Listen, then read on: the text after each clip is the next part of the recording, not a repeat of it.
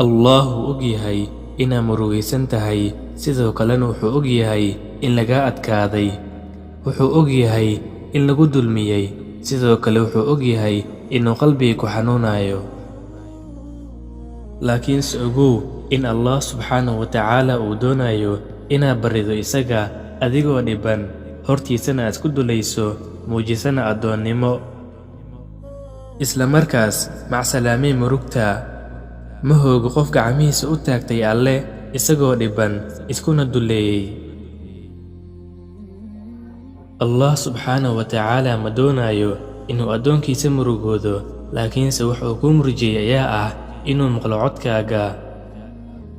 Waa uuna kaa badbaadin doonaa murugada, sababtoo ah isaga ayaa kaa mas'uul ah. Mid la tala saartana isaga ayaa ugu wanaagsan.